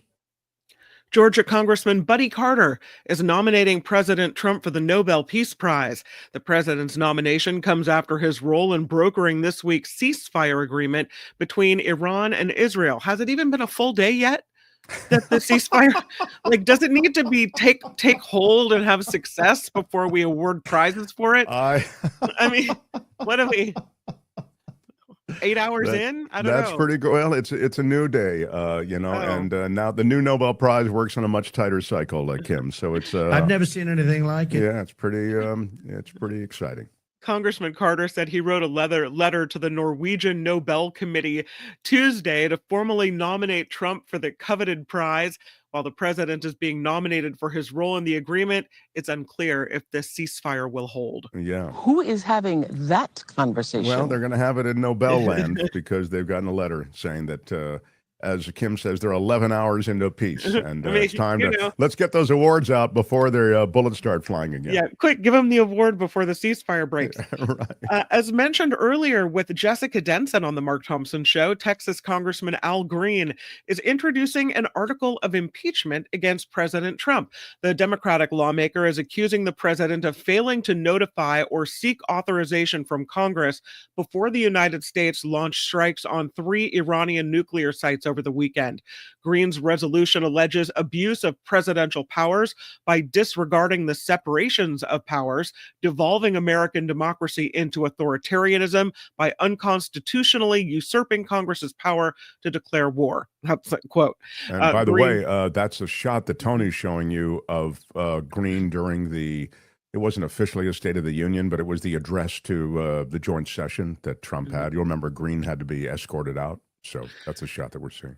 Green has introduced impeachment articles against Trump numerous times, most recently last month. So far, they haven't taken hold. Voters are heading to the polls in New York City for primary day. 9 Democrats are in the New York City mayoral race, but it appears to be a tight contest between former Governor Andrew Cuomo and Zohran Mamdani. A new poll from Emerson College projects Mamdani will beat Cuomo in the last round of ranked choice voting.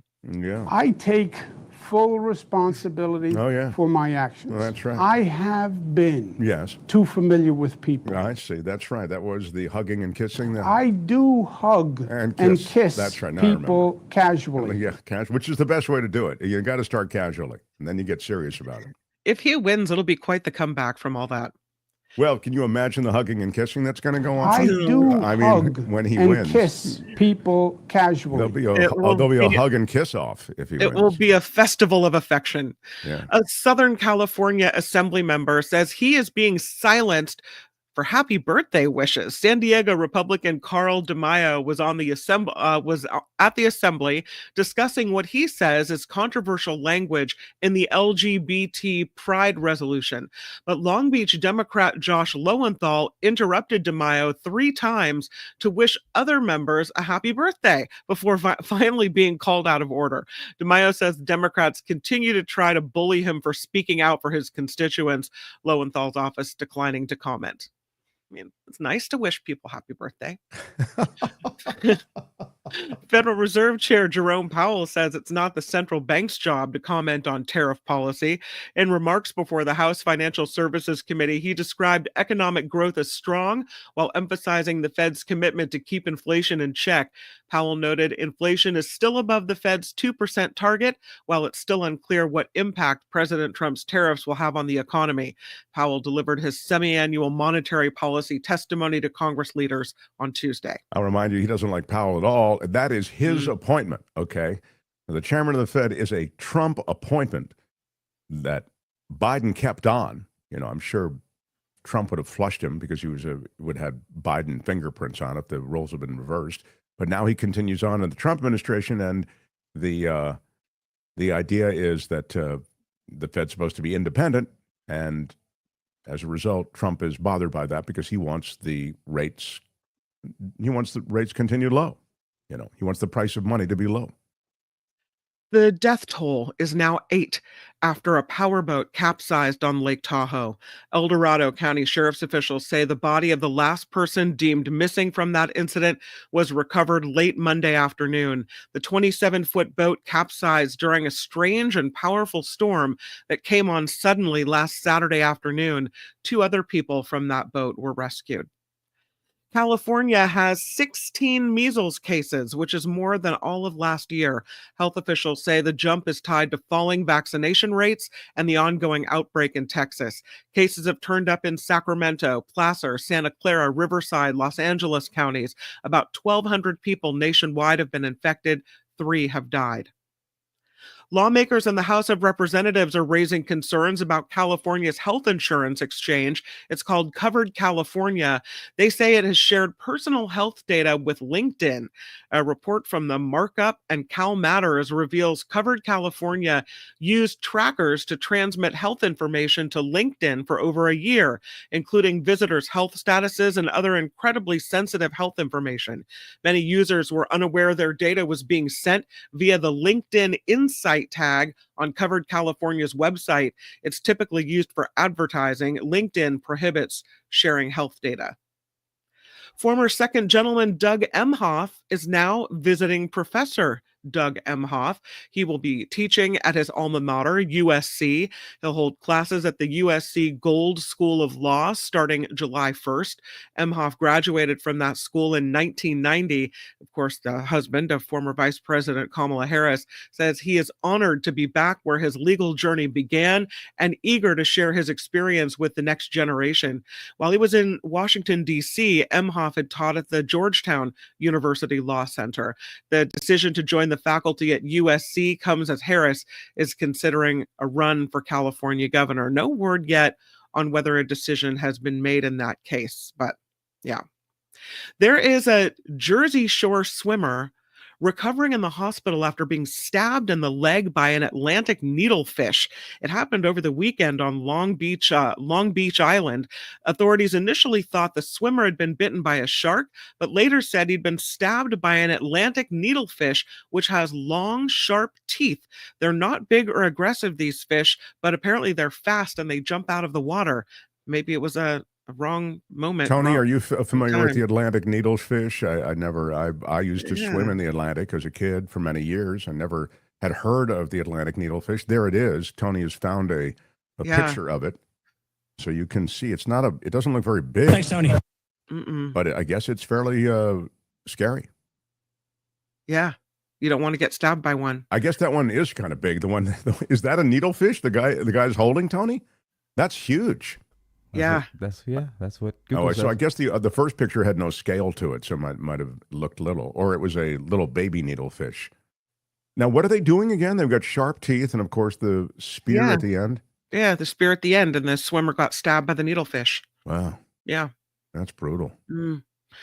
This report is sponsored by, not to end on a bad note, CoachellaValleyCoffee.com. Well, he's going to be okay. You can say he's going to be fine. All right, take a sip of your coffee. All is well. Drink up. Yeah. CoachellaValleyCoffee.com is the place to go for premium coffee and premium tea. It is all organic. Plus, they give back to women-owned farms where they source the beans. It is so good. CoachellaValleyCoffee.com, and we've got an exclusive discount for you here on the Mark Thompson Show. You type in your code in the code box there at the end, in your cart, Mark T, no spaces, Mark T, and you'll get 10% off. Congratulations! Put that coffee down. Okay, well, I love my coffee. I'm not going to put it down, and I'm actually going to have another sip right now. Oh, there's the shirt. There's the T-shirt. A day without coffee is like ... Just kidding. I have no idea. And here is this is. I haven't worn any of these. I may send this to Tony. I have one for Kim. I have one for Albert. And it just arrived. It only arrived hours ago, early this morning. And you get 10% off of that as well. Anything on the website. Oh, that's right. If you want it, right, there it is. You want that coffee T-shirt, you can get it. You get 10% off with Mark T. Any other merch you want, they have mugs and stuff. But most of all, that coffee is just dreamy. So is the tea. And there's some good values if you get more than a pound type thing. Sometimes the 1 pound is not the most economical way to go, but knock 1 pound is not the most economical way to go, but knock around. They've got a lot of tasting notes, and we just love them. They're great partners to the show, so really appreciate it. Yeah, I love that. 12-ounce mug. Very nice. I'm Kim McAllister. This is The Mark Thompson Show. Feel it in your soul. The Mark Thompson Show. This is Mark Thompson.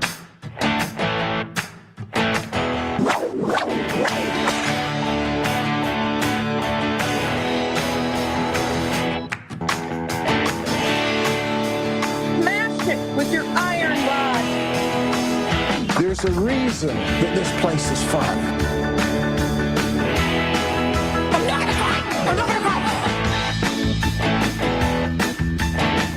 Have you ever been a member of the Chinese Communist Party? Morning. You cannot say you love your country. There's always been, in this country, 30 to 35% idiots. Where are my weed smokers at? I love it when you're angry. Dad. I love it when you're angry. Can you let him finish, sir? Seriously, what the? This is no summer camp. Right on, baby, right on. I could listen to that jam all day. Right on. Thanks, everybody who supports the show, everybody who comes here, shares the show. We really appreciate it. Which blend do you like, Mark? That is a great question from Joe Roman. J.O. Roman.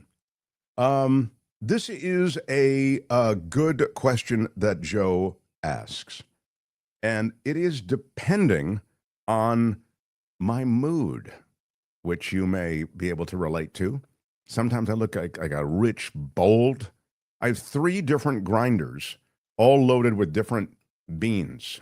And for that reason... What? I know it's a little extreme. That's you know what that sounds like to me is a messy countertop. Too much going on. It sounds like a psychological disorder is what it sounds like to me. Put that coffee down. Yeah, so I have different blends or different beans in each one. So one is kind of a milder, kind of a wake-up sort of medium roast, and the other 2 are darker roasts.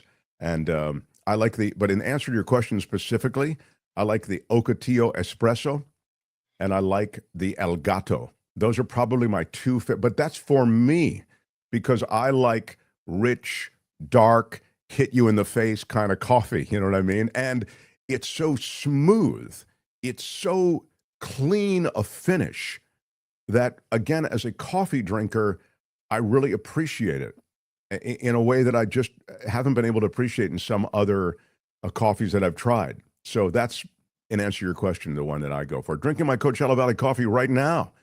I get the 2-pound bag, said Ms. Organic. Yeah, I think that there's some good values in some of the bigger bags. They've even got programs, subscription programs, but whatever you do on this website, CoachellaValleyCoffee.com, you as a viewer/listener to the show get 10% off with use of the discount code MARK-T, and you can share that with family members, etc. So how much time do I have left? We've come to the end, but that doesn't usually stop you. So no, well, I do have one. I do have one important thing that happened yesterday. I mean, obviously, this is in a world of so many important things going on. We'll continue to update you on ICE raids, on military presence in America's cities, on the situation in the Middle East. These are all things that we're watching. But I encourage you to keep your eye on the environmental ball. I know that I'm a tree hugger, but I really feel as though trees need hugging. And here's why. The Trump administration saying yesterday, it will open up 58 million acres of backcountry in national forests to road construction and development, removing protections that had been in place for a quarter century. Agriculture Secretary Brooke Rollins announcing plans to repeal the roadless rule. That's been in effect since 2001. It had preserved the wild nature of nearly a third of the land in national forests in the U.S.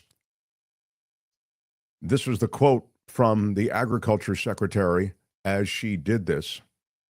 Once again, President Trump is removing absurd obstacles to common sense management of our natural resources by rescinding the overly restrictive roadless rule. Environmental groups, of course, say the plan could destroy some of America's untouched landscapes. It will be challenged in court, but meantime, this could go on. The way in which this has been done in the past, I'm talking about oil drilling, I'm talking about leasing, is it's green lit and it goes ahead, and then the court case goes ahead. And so it's very hard to undo what has been done. It's very hard to bring back the trees that you've already clear cut. Mm-hmm. The unspoiled land in question includes the Tongass National Forest in Alaska. That's North America's largest temperate rainforest. Also included Reddish Knob in the Shenandoah Mountains, one of the highest points in Virginia, and millions of acres of the Frank Church River of No Return wilderness in Idaho. Most Americans value these pristine backcountry areas for their sense of wilderness, for the clean water they provide, for the fishing and hunting and wildlife habitat, said Chris Wood, who's the chief executive of Trout Unlimited. It's an environmental group.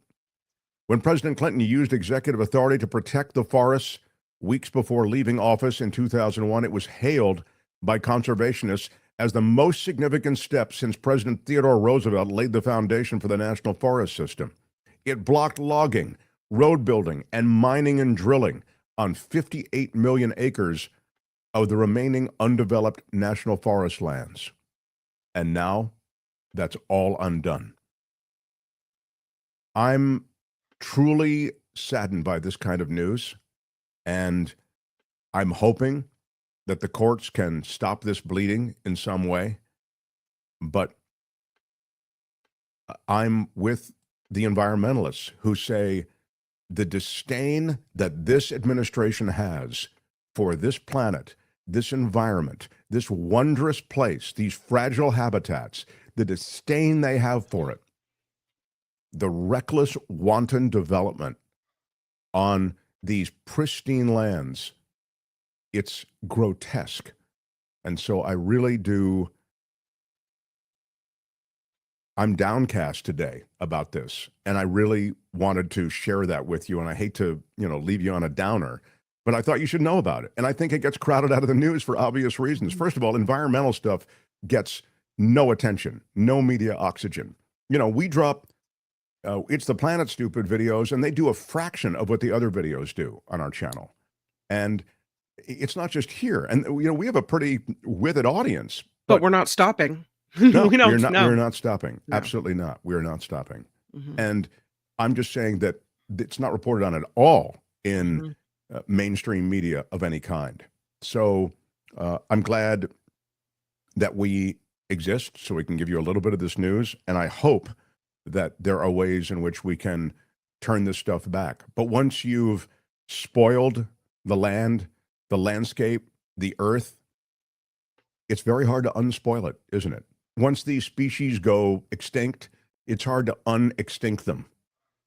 And it's just happening at an incredible pace now with these guys in charge. So I wanted to share that with you, and there you have it. The Mark Thompson Show. But it's not all sadness. There is goodness and niceness that's coming at you. On Thursday, we will have our meetup. It's a virtual meetup. I have one seat left. If you want to grab it, grab it. It is a virtual meetup, so you don't actually have to go anywhere. June Swoon. Thursday, June 26, 6:30 in the evening Pacific time, 9:30 in the now sweltering East. Thursday evening will be 2 hours of swooning. Special guests join. How do I get that last seat, Mark? You're asking. I'm going to tell you. Why are you yelling? $50 donation to PayPal. And there are PayPal links under our videos, also on our website, themarkthompsonshow.com. Note June Swoon with your donation on PayPal, and you then RSVP to mtsmeetup@gmail.com and say, hey, I donated the 50. Send me the link. It's going to be the most fun Zoom you attend all year. And it's happening Thursday. It's our June swoon. I'm telling you. There's never been anything like this. Yes, it's really pretty special. So, I'm excited about the after party. The after party starts on the After Party Live channel. Yes, that's hosted by Kim. It's a good palate cleanser to all of this. Tony, have a great week. We love you and thank you for your help today on the show. Thanks, Tony. Yeah. Hi, Tony. Yeah. Kim, we'll see you tomorrow. I'll be here. Yes. And all of you, thanks for sharing the show. Thanks for all the ways you support us. And until tomorrow, the great Shadow. I'm Shadow Stevens for The Mark Thompson Show. Bye-bye. We are out of time, all. Out of time. Bye-bye. Until tomorrow. Bye-bye.